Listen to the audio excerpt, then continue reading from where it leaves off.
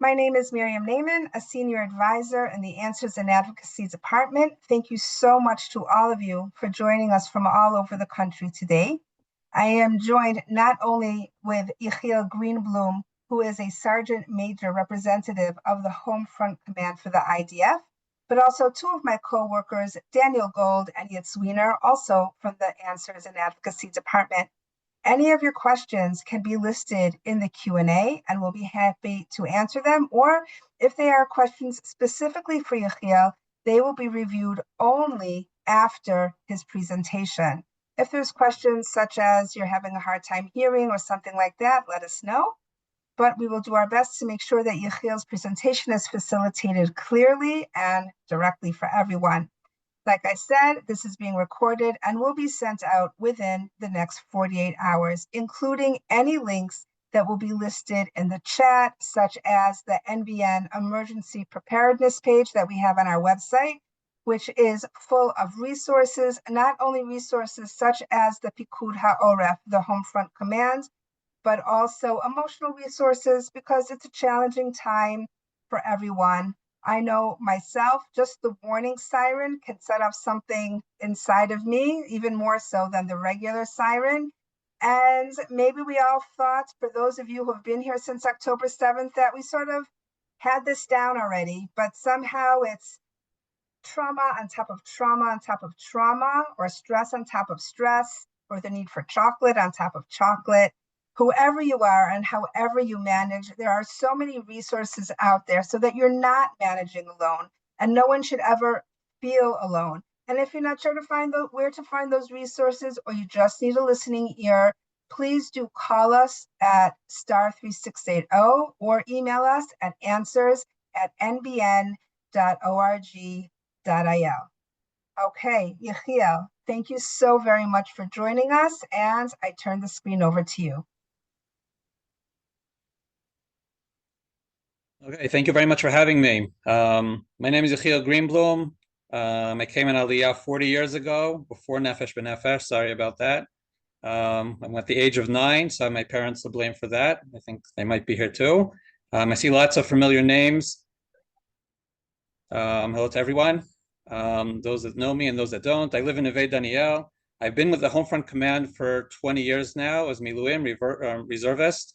And I work in the English translation department of the Home Front Command, where our department is doing everything to take all the information that the Home Front Command sends out to the general population and make it available in English and for English speakers. Not necessarily the same thing. We're aware that every community has its needs. So the English-speaking community doesn't necessarily have the same exact needs as everyone else. So aside from translating the Hebrew, we also try to make the information available for the English-speaking community. I will give some more, there will be more links, how to contact the Home Front Command later on in the presentation. This will have a presentation with slides for about 20 minutes. And after that, we'll switch over to the questions. I suggest if you have questions that come up during the presentation, you can type them in already. I'm not sure I'll have time. I'll try to notice questions that are coming in while I'm speaking and relate to them, but most of the questions will be answered at the end, and we'll leave enough time for that. Okay, I suggest we get started. As was mentioned, the country is at war for almost 2 years now. Harvot Barzel started almost 2 years ago. And just when we thought we were getting used to the situation and things were getting better in some senses, Thursday night, early Friday morning, Mifza Am Kelavi started, and that changed everything. It changed everything, both for the population, for the army, for many different things. We're here to talk about how that affects us, how it affects the population, general population, and basically to understand the rationale behind the rules, why we're told to do certain things, why we're told not to do certain things. There are two reasons to understanding. First, when we understand why we're told to do something, most of us tend to try to do what we're told to do better if we know why we're doing it. And what's more important is that not everyone is in the same situation. And we don't have a guide. We're going to have specific questions for their specific situation. We understand that every people have different needs. Not all the needs are being met by who they need to be met by. And that's totally understood. But I think if we understand the reasoning behind the guidelines and why we're told to do things, it'll help people adapt to their specific situation and hopefully reach a good solution for whatever issue they might have. Am Kilavi, like I said, started on Thursday. Home front command, we're all one home front. Oref is the back of the neck, the nape. It's in the military, it's used for the rear. We're all became one front. We're all up front. We're all involved in what's going on. That's why the guideline, that's why the government has decided that Home Front Command has the permission to receive special authority to send out guidelines that affect the whole population in Israel. That it's not the regular situation. Most of the months in the past 2 years, that was not the situation. Home Front Command did not have authority. They gave out lots of information of what's going on. There were sirens telling people when to go to a shelter, but they did not have the authority to close down workplaces, to close down schools. That all changed, like I said, Thursday night, Friday morning. And we're going to explain why. So first of all, what are we going to do? We'll shortly review the current guidelines and then understand them through what's called the optimal protected space, what most of us call a mamad. Understand the mamad better than we've understood it till now. And talk about the multi-stage alert, the different alerts that we're receiving, the different problems with understanding them, and how we can better prepare ourselves for the different situations. We'll start with the guidelines. The guidelines currently are very simple. They're hard, but they're very simple. Currently, everything is prohibited. It's very, for those of you that were here 5 years ago at the beginning of COVID, we were in a similar situation. Gathering and services are not allowed. Currently, that includes everything. There are rumors on the news that things are going to change, perhaps workplaces, and things are going to start being allowed. That might happen in 1 day, might happen in 1 week. We don't know yet. It's not up to me. There are a lot of people involved, and the decision makers have a lot of considerations to take into account, and I'm not going to get into all the considerations. But I want to make it clear, gatherings and service is not allowed, meaning that no gatherings are allowed. That includes for prayers, that includes weddings, that includes many other things that we really want to get together and do. We're very aware that this is the time when people want to get together, and all of these are allowed. These are not allowed, not indoors, not outdoors, and I'm emphasizing not even in a miklat. If you have a big miklat on your street or in your city, and you want to organize something in the miklat, that is also not allowed according to the current guidelines. Workplaces are all closed except for essential services. Educational activities, all schools and soon summer camps are not allowed. God willing, within a week or two, once the summer starts, things will be allowed, but that is the current, until further notice. These are the current guidelines. This is a screenshot from a few days ago, but these are the current guidelines. Every night at 8 p.m., the Home Front Command comes out with new guidelines, and you can stay updated. Both they're broadcasted on the news and on the various media various medias of the Home Front Command. Yechiel, is there a way, please, for you to make the slides larger? People are having a hard time seeing the slides. Thank you. Is that better? And that's about it. Again, I'm not getting into the small words. The important things will be bigger. Why are we in that situation? Why can we not basically do anything? So the answer is the mamad. The Home Front Command currently wants everyone to be close to the mamad. That is our participation in the war. That is how we're helping the current national effort that is going on. We have the military operations in Gaza. We have what we're doing in Iran. Our job in the home front, in the back at home, is to participate by being close and in the mamad according to the rules. In order to do that, it's not like it's been for the past 2 years. It's not, let's try, and the missile comes and it gets intercepted, and chances are we're not going to get hit, and we try to find the safest place and we go on with our life. We need everybody to get to the mamad when the missiles come, and I'm going to explain why. But that is the reason that currently the guidelines is that nothing is allowed. So what are we going to, we're going to talk about the mamad. Why is it so important to get to the mamad or the miklat, the bomb shelter or the protected room that you have in your home? And we'll talk about the different options soon. Why is it so important? So this is one of the many pictures from the past week of missiles that actually hit inside cities. You can see in the picture on the right-hand side a standard apartment building where the mamads are built one on top of the other, reinforced cement, going all the way down into the ground, and that is the safest place. If you look on the left-hand side, a missile that hits nearby, a missile that lands, this is a case where a missile landed in the street, didn't hit the building.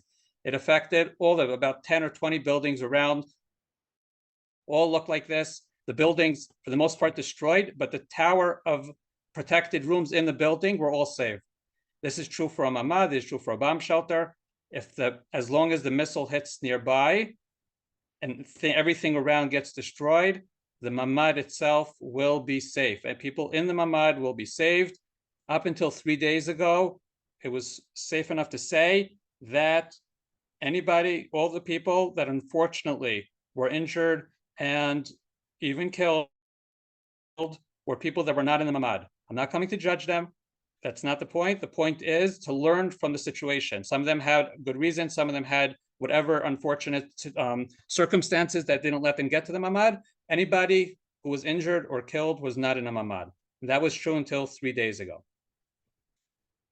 That changed in Petach Tikva. This is a picture of the building in Petach Tikva. There's a building with 2 towers of mamadim in the building, and a missile hit a building, a direct impact in between the walls of the mamads, of the protected rooms in the building.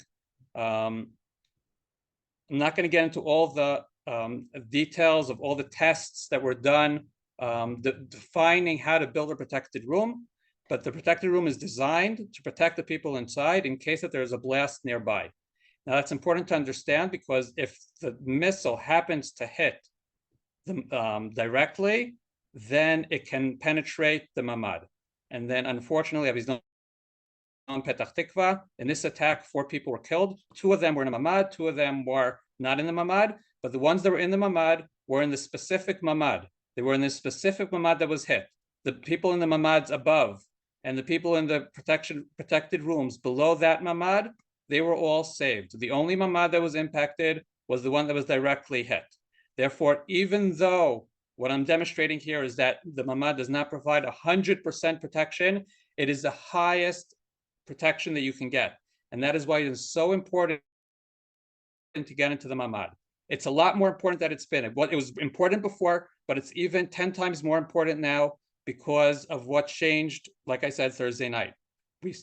When Israel attacked Iran, and Iran Friday night started firing back missiles, both quantity and quality of those missiles. The missiles are heavier, they're stronger, they come in bursts and a lot of missiles at once. Fortunately, in the past day, we see that they're sending less missiles.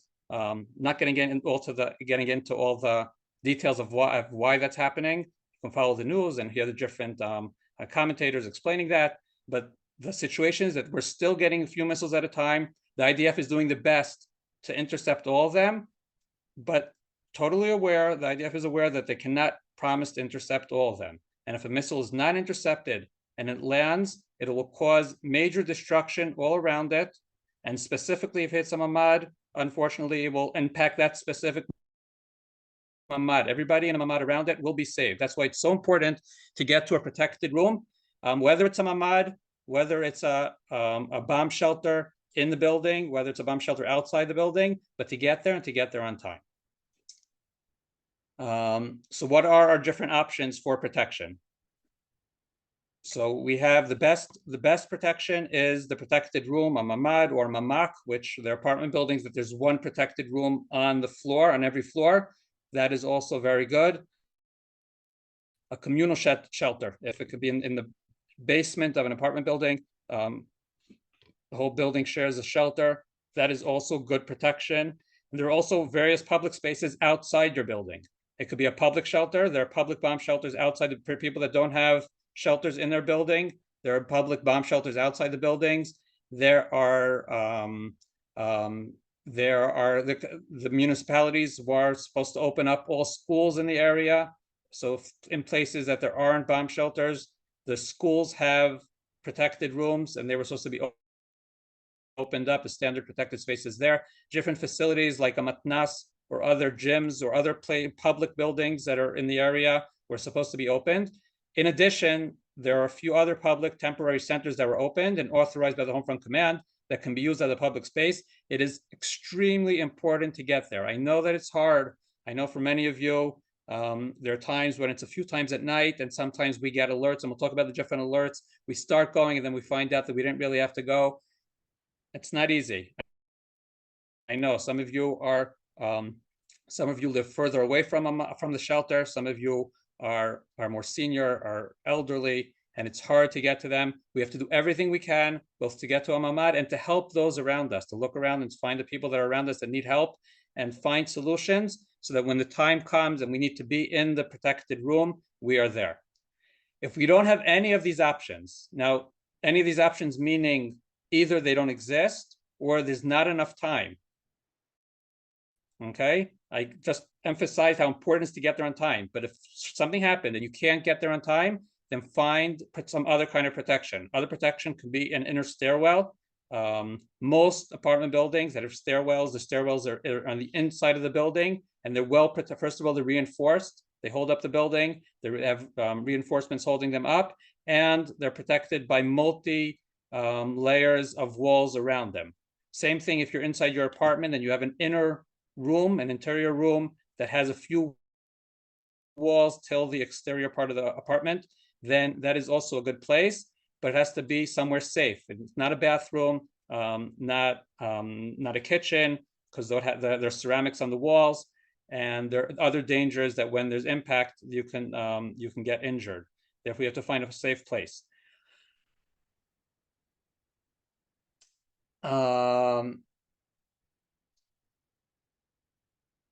Another thing I'm asked about is underground parking. Okay, so the Home Front Command has come out in the past few days making it clear that underground parking can be dangerous. Okay, now it's underground and you feel safe, and the truth is a lot of the underground parking, they're under the buildings. They probably have pretty strong ceilings holding them up. The main problem with them is the entries and the exits. If a missile falls and there's no way to you might be saved in the parking, but you can get trapped in them. If you get trapped, you can get trapped without air. You can get trapped, and it could take hours or longer than that to get you out of there. Don't go to underground parking unless it was approved. Just like the public temporary centers that I mentioned before, machaseh tziburi, it's called in Hebrew. Also, any chinyon and underground parking that was approved by the Home Front Command. In other words, they approved that it's strong enough to protect, and that there are proper entries and exits in case that a missile lands there. Then that can also be a solution, but only if it's approved. If it's not approved, then that's not a solution. Choose one of these other solutions and use them. That's better than going to an underground parking that was not approved. If you want to get your parking approved, contact the municipality and see if they can get an engineer from the Home Front Command to come and approve it.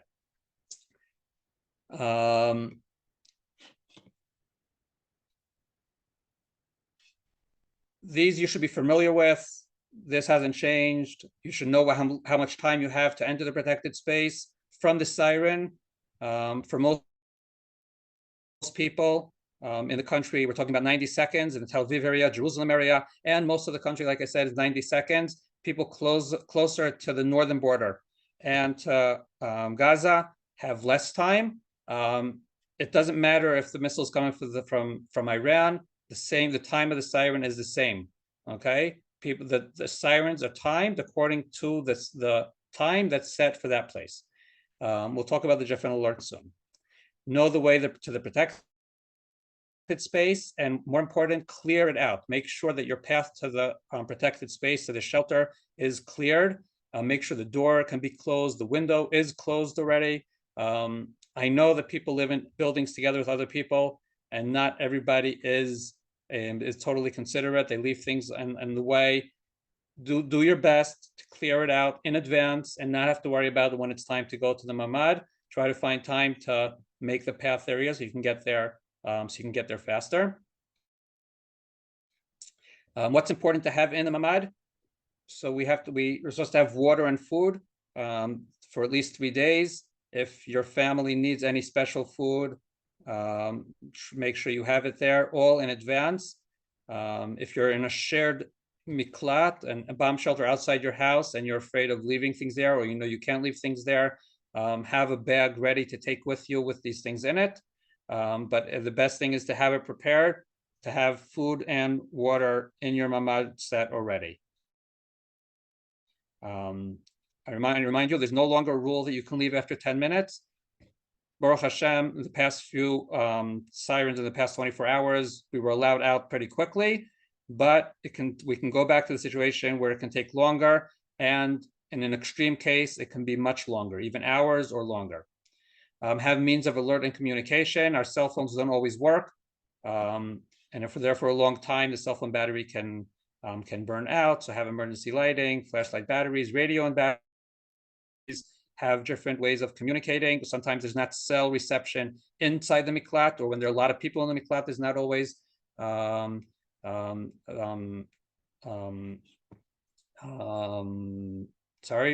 if there's not always full reception. So don't take your chance. Have a radio or a TV set up that can work. If you don't have that, if you're in a place where there's no cell reception and you don't have any radio reception there either, and you want to know when you'll be able to come out of the mamad, perhaps have a neighbor knock on your door or find a way for him to contact you and help you and let you know when it's time to come out. Medical equipment, of course, to have available, whether it's in your personal protection room or in a public shelter. Make sure there's first aid kit, and that brings. What's important to emphasize here is other thing. I want to add a few more things to have. Also, that were learned over the past few days. If God forbid there is a missile that lands and explodes nearby, like we saw the pictures before, it's going to cause major destruction. That means even if you're in your mamad and you're saved, we're taking the chance. There's a chance that your apartment will be destroyed, which means that once they get you out, whether it's 10 minutes later or 2 or 5 or 10 hours later, when they get you out of the mamad safely, you won't be able to go back to your apartment to get things. So have things in your mamad, in your room, or in your bomb shelter. If it's a shared bomb shelter, perhaps have a bag ready to grab when you're going to the bomb shelter, and have all important things that you're going to want in the mamad with you.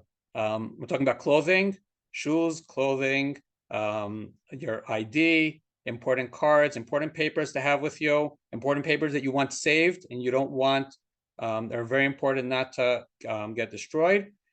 That's what's important to have in the protected room. There are things that are important to have out of the protected room. First of all, if the window on your protected room has a 2-pane glass that moves on top of each other, that is not safe to have in the protected room. Take that out of the protected room. Don't just take it off the window. Leave it outside the protected room. Same thing if you have pictures or other glass things hanging on the wall, take them out of the protected room. If you have bookshelves that might fall over, take them out. Make more room. Make yourself more comfortable in your shelter, in your protected room. The more things you take out that don't have to be there, there'll be more room for you and make it more comfortable. The reason that it's so important to take it out is the pictures that we saw before.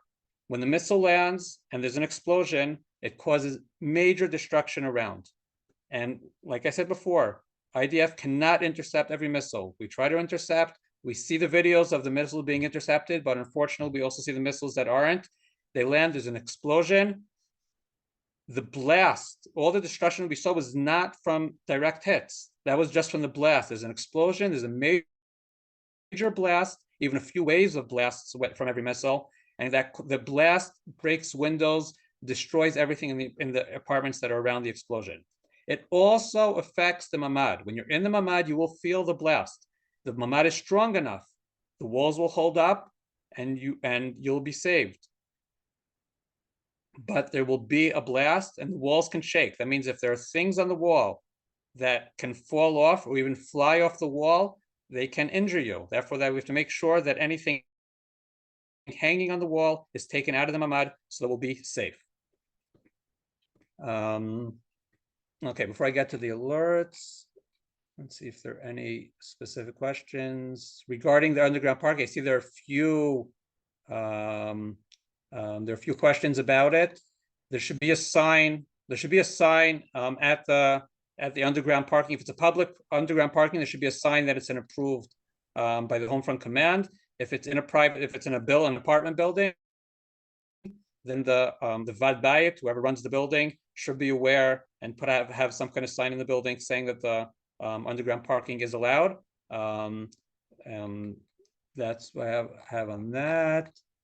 And the other questions I'm going to refer to at the end. Okay. Let's go on to the multi-stage alert. This has changed. This changed about 24 hours ago. So what's important to emphasize before I mentioned it, our department, the English speaking and Homefront Command, we do everything to pass on the information as fast as possible, but also in Hebrew. Also the information coming out in Hebrew. Not everything is perfect. Not all the alerts are 100% clear. I'm going to emphasize what is clear and the things that are less clear, and we're doing making every effort to make things clearer. I actually was in the war room a few days ago, and I saw how the decisions are made on the spot. Everything is prepared in advance, but still lots of decisions have to be made on the spot. What kind of alerts to send out, what kind of messages. Things are constantly changing. Therefore, I apologize in advance that things are not 100% clear. You're gonna have to stick with it. I'm gonna emphasize the important ones, and that's what's important to know, and keep following the updates that are sent out.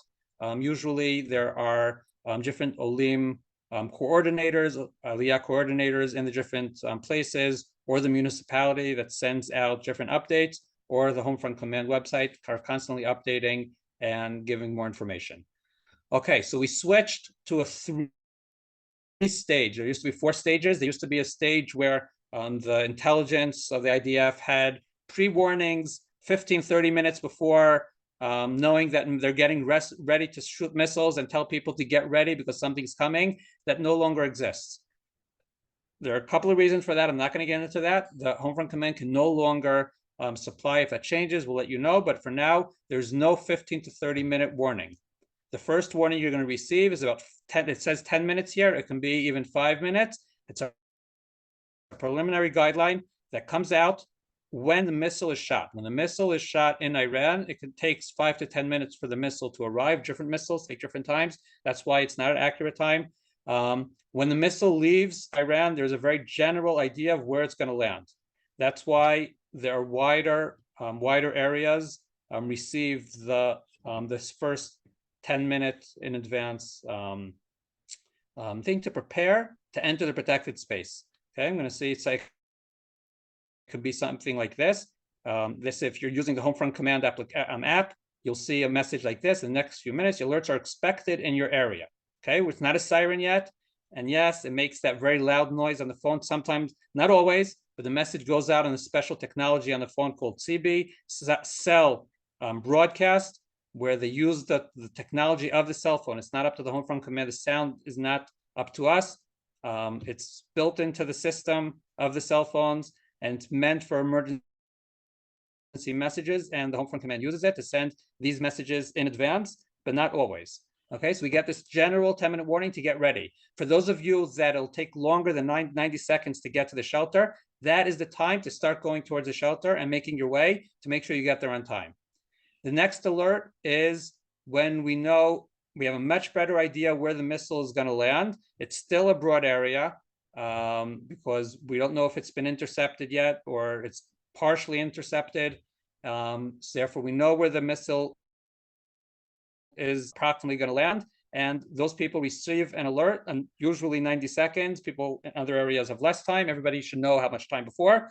That's when their sirens sounded. You hear the siren. You should have your application on your phone. You should get a message saying that now it's time to enter the protected space within the time available. Once you enter the protected space, do not exit. You cannot leave until you receive an explicit message. Now, this works pretty well, okay? People that receive the second message will also receive the third message telling you you can leave. I noticed, I checked in the past 48 hours, usually this message was received approximately 15-20 minutes after the message to go into the room, but not necessarily. It can take less, it can take much longer. If there are a few waves of missiles coming, then it can take much longer till we're told that we can leave. Here's a few examples. Like this is the first stage when there's a few minutes alerts are expected in your area. This is an example of when you have 90 seconds, 1.5 minutes to enter the protected space. That's the time to go and get. I know it's hard. I know it's hard, especially those that received lots of the first alert and didn't receive the second one, and they started going towards the shelter, and they keep then they find out that there's no siren. We have to keep doing it. IDF is doing its best. That this situation will not last much longer, but as long as we're in the current situation, we have to keep doing it and get to the safest place. We save lives, we save ourselves, and we're part of the national effort in this campaign against our enemies to win this war, and we are all taking a part of it by getting to the protected room as fast as we can. Once we receive the alert, we stay inside until we receive a message that the emit is added. And this is an example of a message in a case where there was no message. This is an example when you can leave the protected space, okay? After whatever amount of minutes, it could be 20, 30, 60 minutes.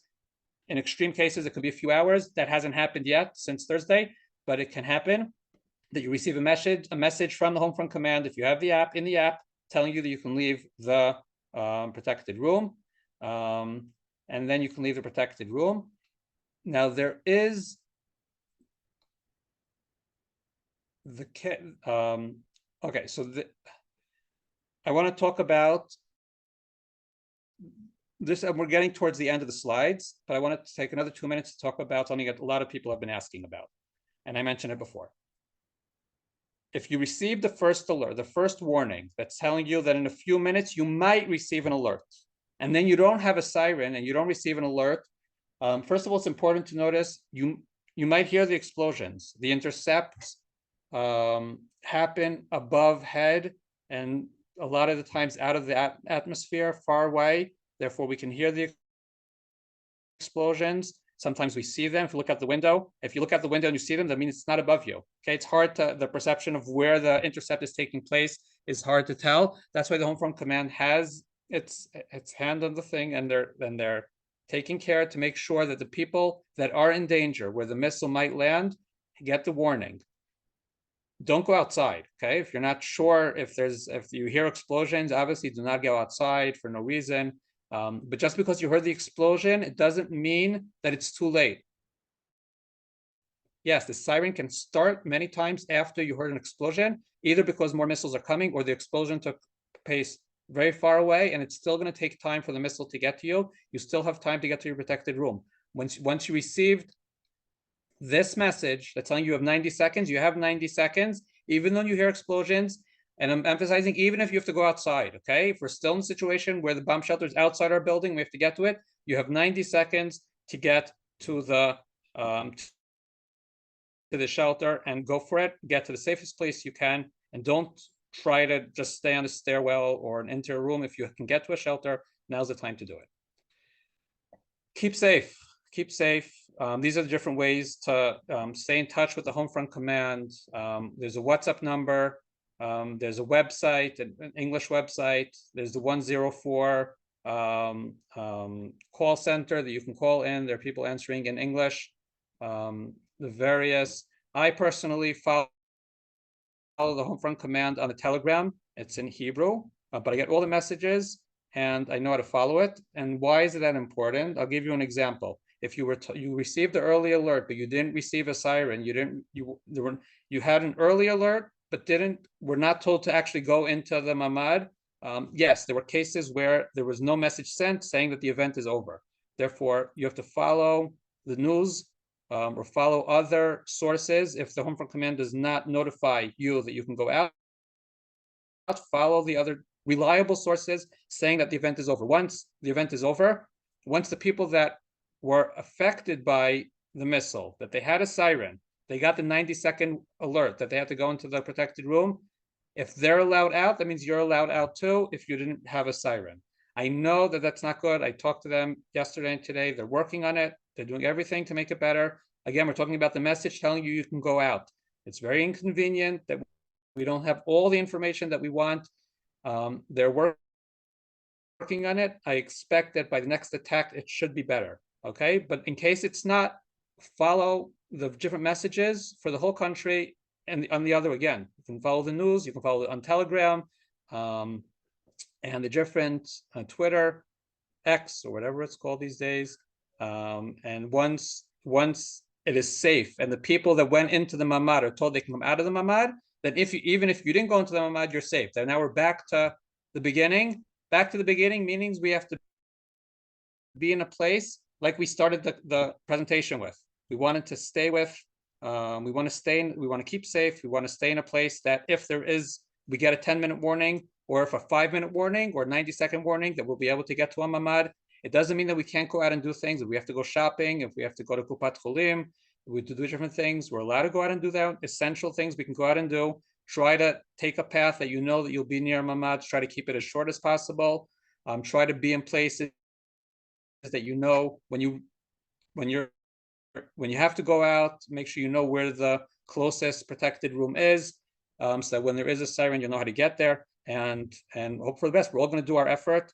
We're going to do our effort on the home front, and that's all of us, the whole population. Everybody will participate in this effort, and the IDF will continue its major efforts in fighting our enemies and bringing this war to an end, a successful end, and bringing back all of the hostages. Thank you, Yechiel. We have a lot of questions. I know that some of them repeat themselves. They are all, I would say, really, really on the mark, and I appreciate that everybody has really kept these questions focused, and they are important to us all. Perhaps just before you address all of them, there seems to have been updated restrictions that went into effect at 6 o'clock today. Can you please review them for the benefit of everyone? Okay, maybe that was while I was talking.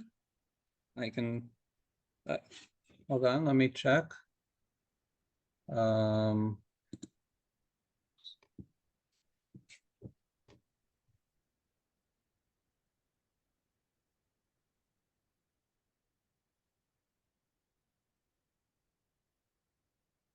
I'm not familiar. I'll check in a few minutes. Let's start going through some questions. Okay. And then I'll get back to the restrictions towards the end, okay? Okay, you want to read them? Do you want me to facilitate? What would you like? No, I'm gonna read through them. So if I'm gonna start reading through them. If you see that I'm missing something, then you can point them out. So who's responsible I'm starting from the beginning. Who's responsible for shelter inspection in general? Who is in charge of the shelters? If it's in the building, then it's the owners of the building have to be in charge. If it's a public shelter, then it's the local municipality. In any case, I suggest questions that you have about finding a shelter or problems with the shelter. If you have a problem that the door isn't being closed or the door can't close or things like that, call the municipality, and they will tell you who to call from there. Either they'll be able to help or they'll tell you who you have to call. If they don't help for some reason, you can always call the home front command, but the first ones to call for questions regarding problems with the shelter or finding a shelter is the local municipality. I'm not aware of a form that you can file. Is there a form to be filed if there's a problem? I'm not aware. Then you have to call the municipality, and if they don't give the answer, like I said, the home front command. I'm aware that not all buildings in Israel have shelters. So there are different solutions. So building a migunit, I'm not sure what the rules are regarding that. I see the question about that. Okay, just the questions are jumping forward, so it's a little difficult.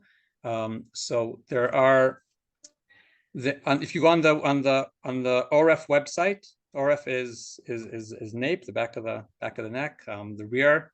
So the home front command website is, you can find different solutions. There are solutions for inside your house for adding a temporary, it's like a small mini mamad inside your house that can be installed. They're not cheap, but they are possible, and there's a list, and you have it installed inside your home. Regarding on land outside, that I'm not familiar with the rules of how that's possible. Okay, I referred to not receiving the all clear message. Again, I recommend the Telegram, the home front command Telegram, and then you can see when that's available. I'm moving up to 213, and Asya Arden Maccabi, my neighbors. Yeah, there's I can't regarding enforcement. That's not the home front command.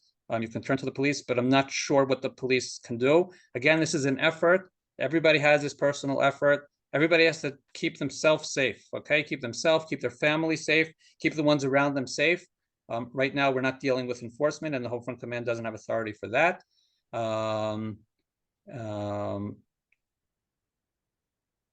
Okay, if again, same thing. If people have their activities going on inside a miklat or inside a shelter that is not supposed to be happening, that helps that you can stand up and claim that it's not supposed to happen. That's up to you. But I can't. Regarding enforcement, you can try calling the police or the municipality and see what they can do about that.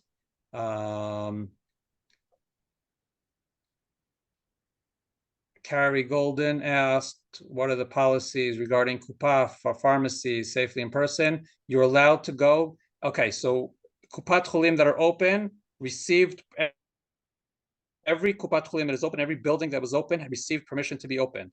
Okay, so you're allowed, it means if it's open, you're allowed to go there. There's no limitation about how many people. If most, at least what I've seen, even supermarkets are not necessarily crowded. Kupat Cholim are not very crowded. People that don't have to go prefer putting it off if you can. If there's something urgent, then definitely it's safe to go. Every Kupat Cholim has a safe place to go. There should be signs telling you how to get there. Not all companies advertising are necessarily verified with home front command. There's a list. I updated it yesterday. I updated the list yesterday on the website. Okay, so you can go into the website both in English and in Hebrew. There's a list of companies that are approved.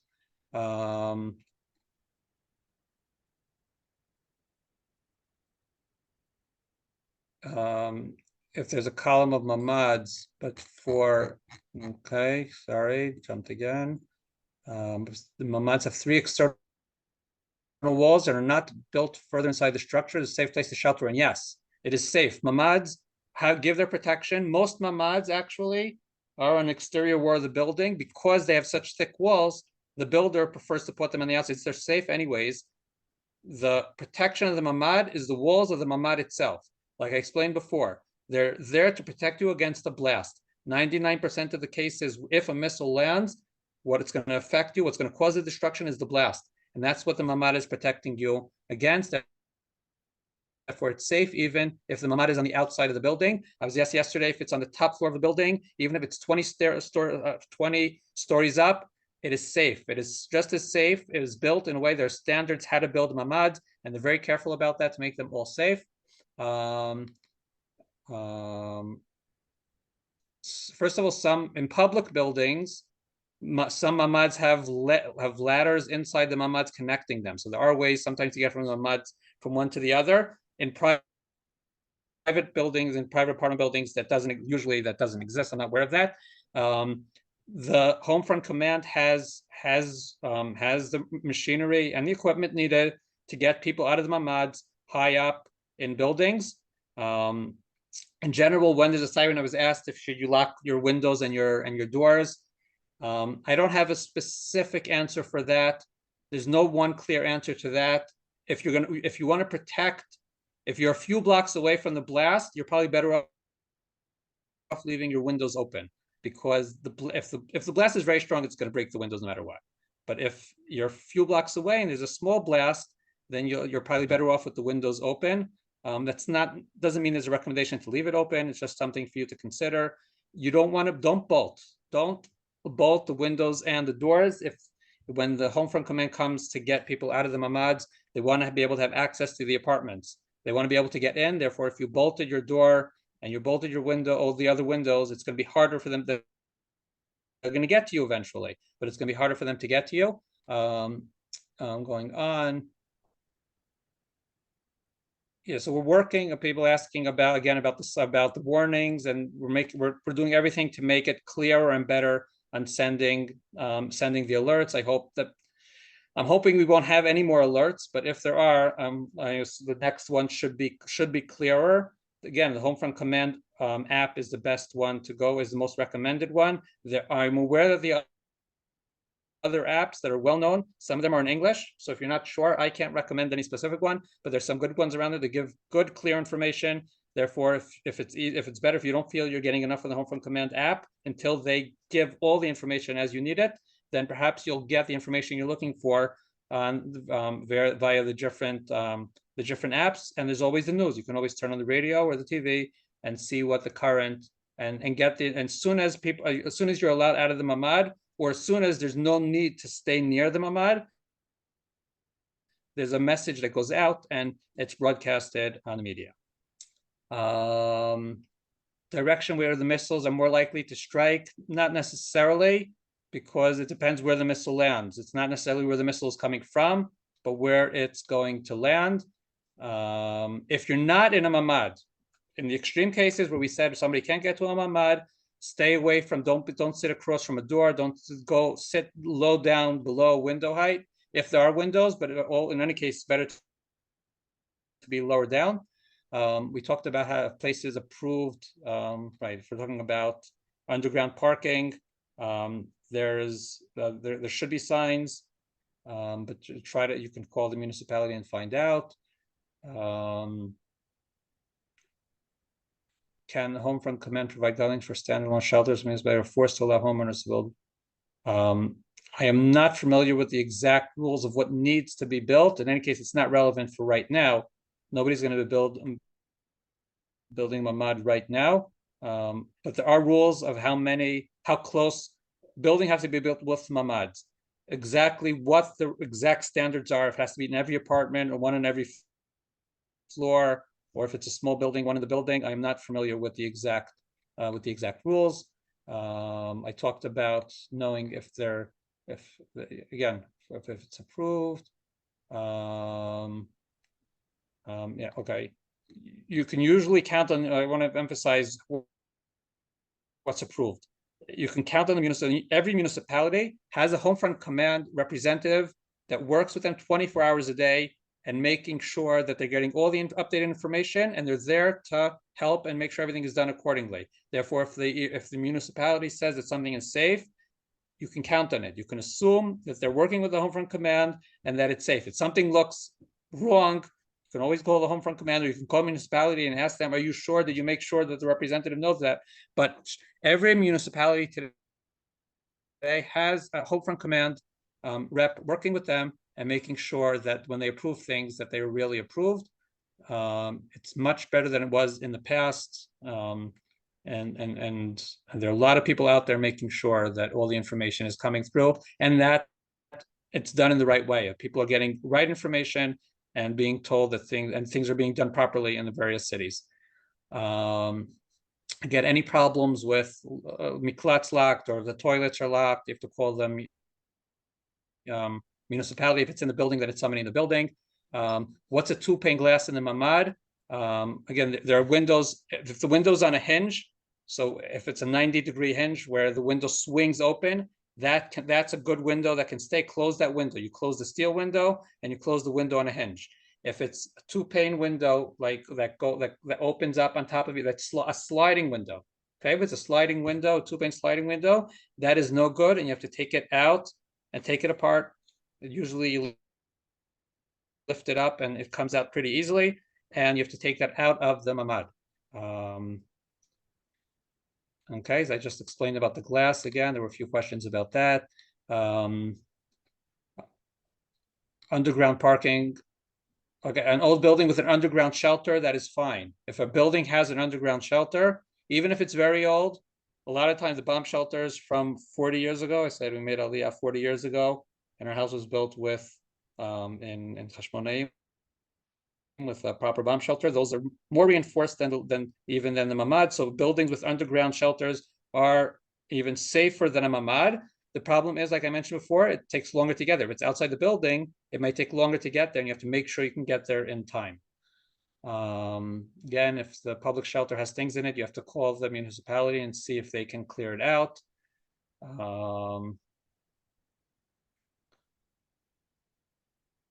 I'm not familiar with the migunit in Nahariya. I'm guessing that whatever migunit they put there that was good for local missiles, perhaps missiles coming from Lebanon, from Hezbollah, like I mentioned at the beginning. We're talking about a totally different magnitude of missiles, both in quality and quantity, and therefore it could be that that's not no longer a proper, say that might have been a temporary solution when we were being shot at by the Hezbollah. Okay, so wardrobes that are attached to, if things are attached to the wall, I think it's pretty safe. Again, the walls are not going to collapse. The walls aren't going to collapse, but there's going to be a blast. So the example I gave is a bookshelf that's not connected to the wall. If you can take your hand and if you push it and it moves, if it's not connected, if it's not anchored to the wall, chances are that it's a problem. Okay, so if you have wardrobes in the mamad, my recommendation is either to anchor them to the wall and then you're safe, or to remove them from the mamad. Yes, bookcases in the mamad, the guideline is to take them out of the mamad. I'm up to a question. I can see daylight around the edges of the mamad window when they're fully closed. What should I do? That's okay. It's a steel window. It's not airtight. If you can see light around it, there's the way the steel window is. There are two kinds. The ones on a hinge are usually more sealed. The ones that are sliding steel windows, protected the steel windows. The steel cover of the windows. Those are not airtight, and that is okay. That is okay. You'll see some light coming in around them as long as the window is closed all the way. Usually there's a bolt. You close the window to the end, and you have to bolt the window. If it's on a hinge, it's a 90-degree bolt that you turn. If it's a sliding window, there's usually a little sliding thing you can slide to secure the steel window in place. But if the mamad was sealed, if your kablan or some other person did construction in your house and changed the door, did something to the door, something to the window, then you might want to call up. There's a list of companies on the Hope from Command website that you can call and make sure that your door and your window are still standard, meet all the needed standard, meet the standards for a protection room. But assuming it was built, if it wasn't touched, if nobody did anything to the door or the window since they were installed, it's not something that regularly has to be checked. If there's no reason to think that anybody changed anything in the door or the window, then the window and the door as they were installed, if they open and close properly, you can assume that they are safe. Yes, in Jerusalem, I mentioned that we received the first message. I'm also in Gush Etzion, not the second. We heard the loud booms. I gave the examples where sometimes we heard the boom and then only later the siren came. All that is possible. There are a lot of missiles out there. The intercepts happen far away. Even though you can sometimes see them up in the sky or what's left of them in the sky, and they seem to be close, they're far away. Even though you hear them, they're very far away. Therefore, it's very possible.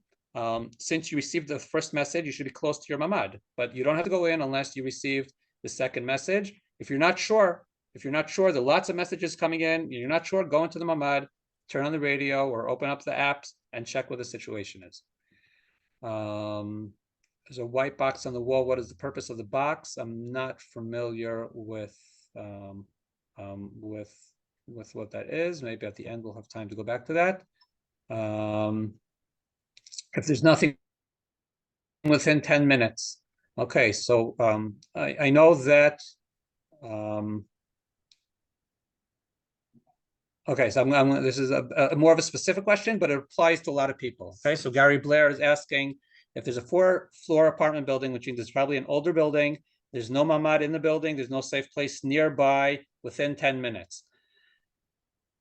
Okay, so I want to be very careful here. People that don't have a solution nearby should try to find a solution, whether it's relatives or some other way that they can go and move to a place. Also within the city, the municipality supplies solutions for people that don't have protected rooms, and you can take and you can even pack up your bags and go move to a place where there is a room. I know, that's why I said I'm being very careful. I know this option is not viable for everybody. Not everybody can get up and move like that, but you have to make the best option, the best effort to do that. Stairwells, you don't want to be in the top 2 stairwells of the building. The top one for sure not. If there are only 3 floors, then you want to go down to the middle. If they're more than 4 stories, you have to go down at least. Don't be in the top 2 and don't be in the bottom one. Okay. If they're less than 3, be in the middle as possible. Don't be all the way on top. Don't be all the way on the bottom. Don't go into the garage, even if it seems safe because there's a way out. I talked to the engineers. I talked to people that were on site where these explosions happened.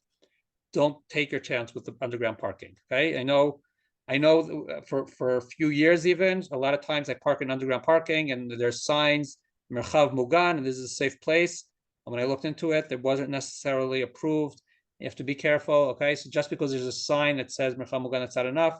Find out if your underground parking is approved. If not, then don't go there. I'm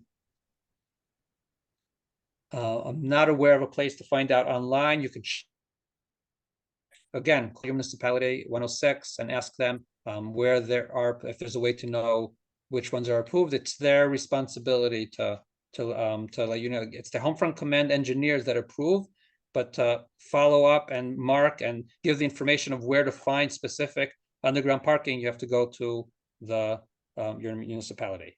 Okay, we're after 3 o'clock. A couple of things that are new that have not yet been discussed. This question here, if sharpnel falls that you see, who to contact? Excuse me? Who to contact if someone sees sharpnel that has fallen? Okay, you can call either the area, the 106, the local municipality, or Homefront Command. Now, someone said they called 104. So, thank you. Okay. Someone said they called 104, but there was no English option. Is it through the menu that's in Hebrew that will say the word Anglit? Okay, I can look into that. Okay, I can check that out and see. 104 is supposed to have English speakers. I know that there are English speakers answering phones there. Maybe the menu doesn't say English. I'll try to look into that and see. Okay, for anyone who wanted that answer, Yechiel will get back to us at answers, get back to me, and please feel free to be in touch with us. Our email and phone number again are in the chat, which you will receive also in the recording. Another woman shared that she's living with her mom who's 101. They have no mamad, they can't get to a miklat. What is the best option?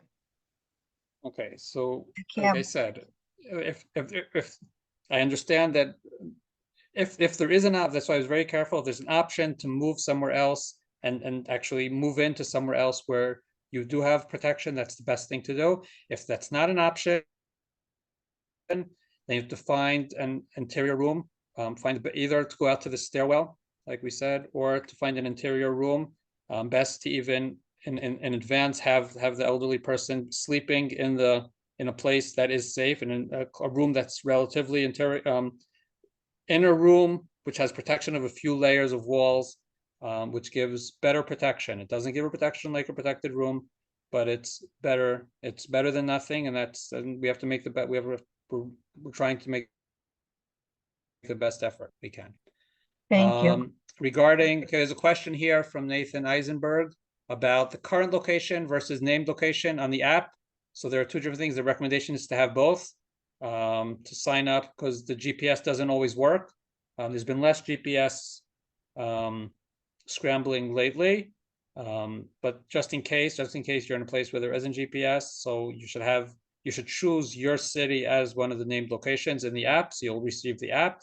I'm aware, and I mentioned that the alerts don't always line up, and sometimes there's an alert that you can come out, that it's safe to exit. The whole thing with safe to exit, like I said, they're working on it to make it clearer, to make sure everybody gets the message that it's safe to exit, but it's second priority after making sure that everybody gets the message that they have to go to the mamad. I have an old smartphone. We're going to continue for a few more minutes, Miriam, for those that Yes, there's some those that questions here, and I want everyone to can't or don't have to, but I'm going to continue answering questions for a few more minutes.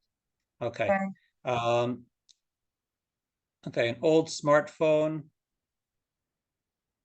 Okay, so the best thing is to have some kind of computer or somewhere to access the internet, or radio or TV if you can't get the information via an app. That's the only thing I can say. For a very old cell phone, I'm not aware of a better solution for that. Therefore, like I said, internet, TV, internet. You can hook up to TV on the internet, on the ORF website. You can get alerts from the website. You go into the ORF on the Home Front Command website, and you click on alerts at the top of the page, and the computer will give you the alerts when they come. Okay, I also talked about if you receive the early message, but not the regular message, wait for everybody. When there's a message that everybody can come out of their mamad, then you're safe. Until then, you have to wait for the siren. You don't have to go into the mamad. As long as you didn't get the second message, you don't have to go into the mamad, just be nearby. Okay, I wanted to take a minute to check out the current guidelines. Okay, that's what I said that we would look at. I'm sorry. So this was expected. I didn't want to get into details before it became official, and I guess it happened while we were talking. So, Miriam, do you want to ask me some questions while I'm looking this up? Sure. If there's a small cinder block room in a basement apartment, would that be okay? It looks like it might have been a stairwell at some point.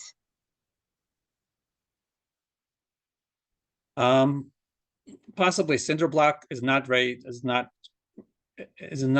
good protection, but a few layers of walls can be good protection. Therefore, if it's an inner room, it provides some protection. It's not as much as that. It's not as much as a protected room. Okay. Someone's mamad's sliding windows are thick plastic, not glass. Should these be removed like glass sliding windows? I'm sorry again? The mamad sliding windows are thick plastic, not glass. Should these be removed like glass sliding windows? No, the problem is shattering glass. Okay, we're afraid of the glass shattering and causing injuries. If the plastic windows break, then like anything else in the mamad, if there's a blast, things can go flying. But I don't think that does not sound like a major danger. Okay, I want to talk about the new guidelines that came out that will be in effect from 6 o'clock tonight until 8 o'clock Friday night. It doesn't mean it's not going to change again. Okay, so the new guidelines are gatherings. I don't have it in English, but I'm not. You want me to share my screen? No, I'm going to run through it. So what's going to be allowed? It's going to come out in English too. Gatherings up to 30 people are allowed as long as you can get to mamad on time, which basically means that if you want to hold prayers and davening and in a shul, and there's a mamad there, then you can do it. If you're small weddings, small parties, get-togethers, up to 30 people, as long as it's a place that you can get to a mamad, a protected room within the time that is allowed. Same thing with workplaces is going to be allowed. Workplaces are going to be allowed with the same rules as long as you can get to a protected room. Schools and all educational institutions are not going to be allowed. I know that this affects a lot of people. The main reason for this, I know schools make every effort to keep the kids safe, and they are very safe in schools, but we cannot commit that 100% of the schools actually get all the kids into the protected room on time. They do their best. They don't get all the kids in. They don't get there on time. So as long as the risk was lower, we were allowed. Schools were open. Now that the risk is still high, we're not taking the risk yet, and we're still not allowing schools to be opened. I know that this has a big effect on bagruyot. Aside from my 3 sons that are in the army now, actively taking part in the war, I have another 2 daughters in high school. Bagruyot. This has a lot of effect on lots of people. Homefront Command is aware of that. We're in touch with Mishrad HaChinuch, Mishrad HaAvodah. They're constantly discussing what can be done and finding solutions for everybody to allow these things to happen. I'm assuming that's going to be one of the next stages now that the limited activity is allowed. What's important to note is that places that are further away. So there are specific places that are further away from the center of the country, like up north. Okay, after they had their long time and they were totally limited, so now the confrontation line, people living on the northern border in the Golan, in Beit She'an, in the Bik'ah, near the Dead Sea, in Arava, or in Eilat, which are far away from where any of the sirens have been, where the missiles have been firing at in the past few days. They're allowed to have people outdoors up to 50 people, indoors up to 100 people. What else? They think there is an asterisk here. Again, this just came out now. There are what's called hachragot. There are exceptions to the rules. Therefore, first of all, if you see somebody doing something which you think is not according to the rules, they might be doing something wrong, but there are exceptions. Okay, there are a lot of exceptions that aren't necessarily publicized. If you want to know what the exceptions are, the best thing is to call the municipality. If you're, I don't know, if you're planning a wedding or some other get-together and you want to know the specific rules and what you're allowed to do, call the municipality. There are some exceptions, okay, and sometimes things are allowed. But for the most part, the current rule for most of the country is gatherings from tonight, from 6 o'clock tonight, is gatherings are allowed up to 30 people. Okay, I'm going to go back to the questions. Thank you, Yechiel. Okay. I don't have some people that don't have any kind of connection, any kind of radio. Again, I get if people don't have cell reception, have a radio or something. That's the Golda Hoffman. I know asking a neighbor to come is not necessarily a great solution. And it was just one suggestion for those that it's relevant for. The sliding windows, no, tape does not help. Okay, tape does not help. We saw the pictures of the destruction. I showed some pictures before, but we have major I'm sorry. The magnitude of the destruction is just amazing. There's just so much that the blasts are much stronger than they were in the past. Okay, for those of you, like I said, we came 40 years ago, so we were in the first Gulf War. So we put tape on the windows. We're talking about totally different type of missiles. Okay, people remember it from them or from other wars. Tape on the window on glass windows will not help in this for the kind of missiles that are coming in from Iran. I mentioned the stairwell a few times. You can look up on the website. I'm not going to repeat it again.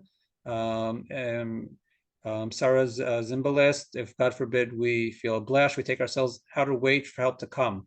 No, even if you feel a blast, stay in the mamad. Okay, I repeat that. Stay in the mamad. There could be more missiles coming. You're still safest. Even if you see, I don't know, even cracks in the wall, you're still the safest place to be is in the mamad until people come and let you out. Again, if there's just a small, if you feel a small blast, there's nothing, you can get out yourselves once the time has come. But if you feel that there was a real strong blast, in other words, a missile landed nearby in your neighborhood, wait in the mamad until somebody comes to get you out. Yes, the mamad door should be closed 90-degree angle, bolt that bolts the door. Again, the blast is very strong. You want to bolt the door, you want to bolt the window and make sure that they are closed properly. We don't want the door popping. The problem is not only that the door will pop open. If the door pops open from the blast, then the physical impact of the blast comes into the mamad and people inside the mamad will be affected by that. And there's no way to stop it. Once the missile is landed, it's way too late to do anything about it. You want to go into the mamad, close the door, turn the handle 90-degree, which bolts the door into place, and wait for the message that you can go out. Trisim for the rest of the window, I mentioned that before. There's no specific recommendation for that. Whatever you feel more comfortable with. Again, if it's going to prevent, if they're strong trisim, I'm not familiar. If they're not plastic, if they're something like metal, and they're going to prevent people prevent the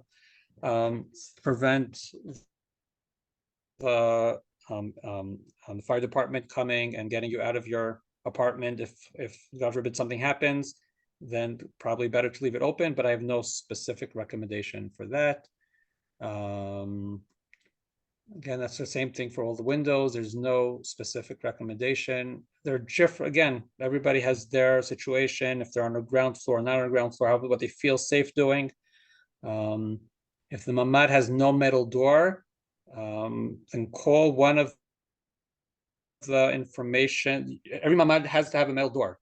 Perhaps you bought an apartment and somebody had it taken apart, or there was a problem with it. Then call their companies on the Home Front Command website, companies that you can call and have them install a metal door.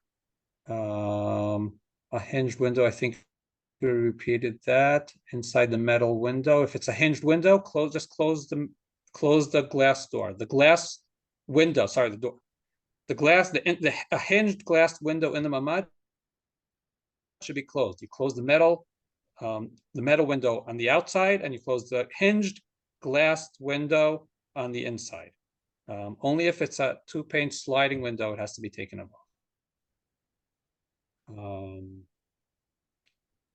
The reason, first of all, the glass window itself is reinforced glass. It provides some kind of protection in case of a blast. There is some protection there. And aside from that, you don't want anything that can move, anything that's hinged. You want it bolted. You don't want it swinging. Not only will it swing closed, it can come off the blast, can make it come, if it's something that moves, the blast can make it come off the hinges, and it's a very heavy window. Somebody can get hurt if you don't close the window.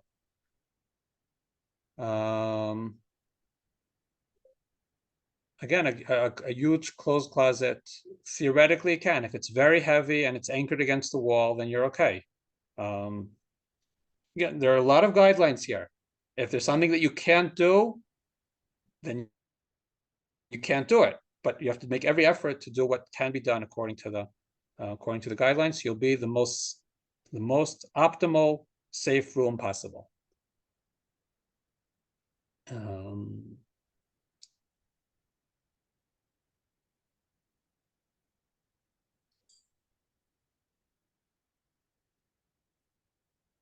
Okay. Airtight shelters will protect against chemical warfare, but not airtight won't. That's correct, but that's not. That is correct, but that's that's not what we're up against. Okay. Air conditioning outlets. It doesn't have a cover or a seal. I can't answer a specific question. All those outlets in a mamad are supposed to have covers. There shouldn't be any opening to the outside.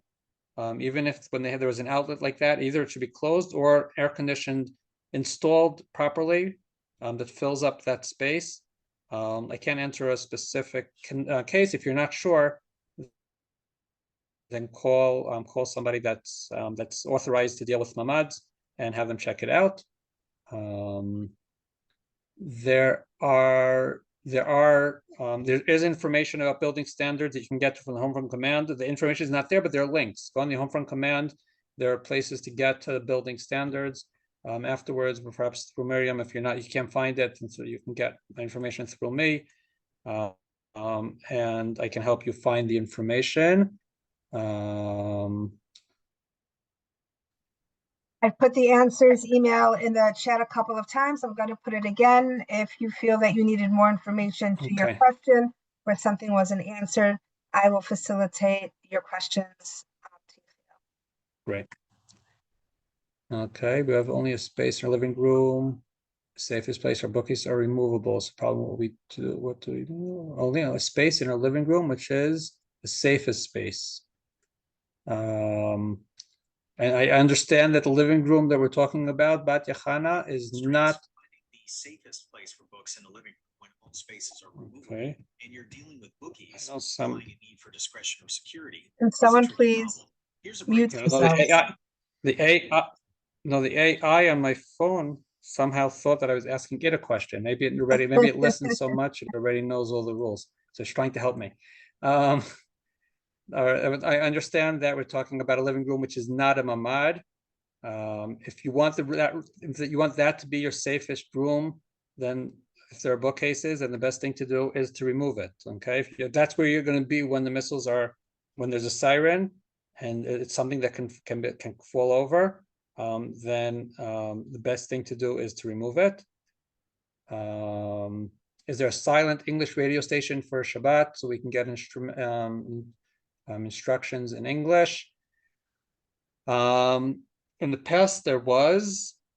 I'm trying to think if there is. I can say one thing about the silent radio stations. First of all, there were a few of them, and they behave differently. Okay, there were some radio stations that as soon as there was a siren started broadcasting the regular news for at least an hour or two. So if the radio was in the mamad, that was okay. People that left their radio on in their living room during their Shabbat table, so that wasn't so convenient. It's not a new problem. Other radio stations don't have that. So some radio stations will just come on and give their alerts. There's also a disadvantage to that, because if you miss the first alert and you want to know what's going on, if you want to know when you're able to come out of the room, then you want to be able to hear some more messages as they're coming through. I suggest you ask, so you can first of all, but that's general. I'm talking about general quiet radio stations for Shabbat. For English, like I said, I in the past there were. We can check again. Okay, there are two places to check. There's the English website, and there's also on the website there's a part for the Dati and Haredi communities, which more information, more specifically for the Haredi communities, where they have more specific information for that community, and perhaps there's more information there. You can check there too. But if you can't find it, I can check it out too afterwards.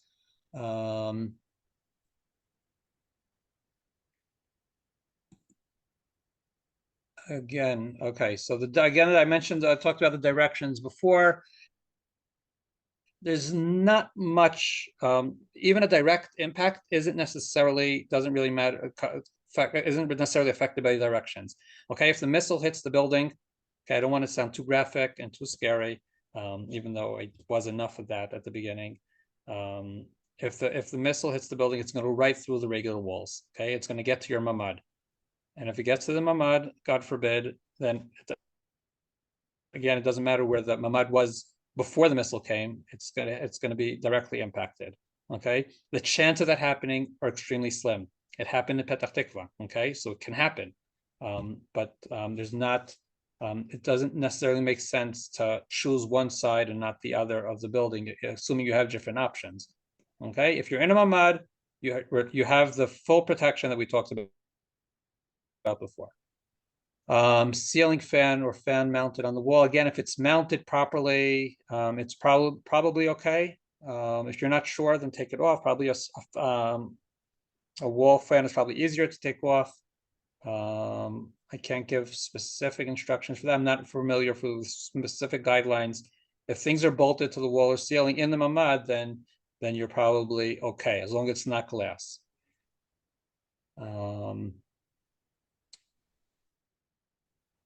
Basement room. Yes, a basement room that's not a mamad. Okay, Saradan, a base room that's not a mamad is not recommended. Okay, being on the ground floor in general is not, even a stair. If you go to the stairwell, do not be on the ground floor. Do not be on the top two floors. Okay, you're looking for a middle wall. You're better off on a middle floor, because if something collapses, being on the ground floor is not a good place to be.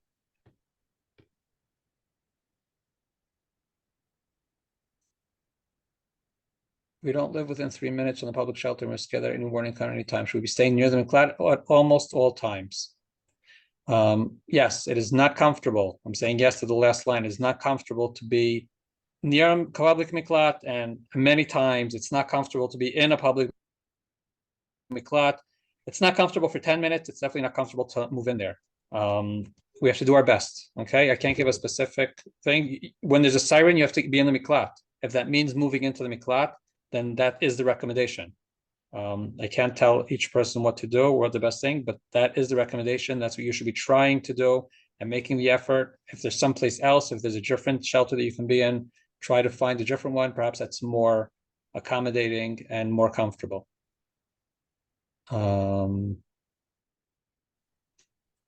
Okay, there's a comment here about the windows.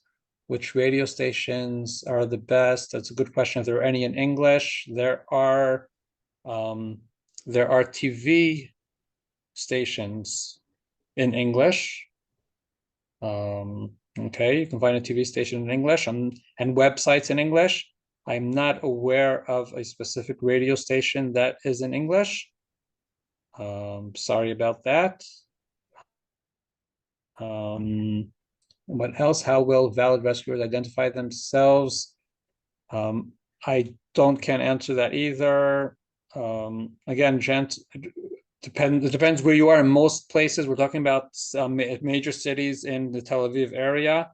Usually when a missile hits, you can tell there are a lot of people come, the home front command comes. They are supposed to identify themselves, say, I'm from the home front command, I need Pikud Ha'Oref, Kibui Esh. They're supposed to identify themselves, ask, can anybody hear them? Answer them in English or in Hebrew if you can. But there's no specific identification that they're supposed to say. Okay. Most of you are still with us. So I want to thank you for joining us. I want to thank you for having me. I hope this was helpful. I know it was a little scary, but I really urge you all to make sure you're familiar with the guidelines. You prepare yourselves, prepare your rooms in advance, go when you have to, and let's do our part on the home front to take part in this national campaign against our enemies, and let the military and the IDF do what they have to do to end this war and win this war and bring back all our hostages and come back safely. And thank you. Yechiel, we can't thank you enough on behalf of Nefesh B'Nefesh and all of the Olim who attended today. Again, I just want to impress upon everybody that you do not have to feel alone, be alone, go through this alone. They're challenging times, really, for everyone. Please be in touch with us at *3680 or answers at nbn.org.il, and we're going to try to help you as best we can to get you through, including those of you who feel that your homes are not safe for whatever reason. I believe that we may have a solution for you together with the Misrad HaKlita if you are a new Oleh. So please be in touch. Thank you and have a fantastic, safe day. Call to everyone. Keep safe.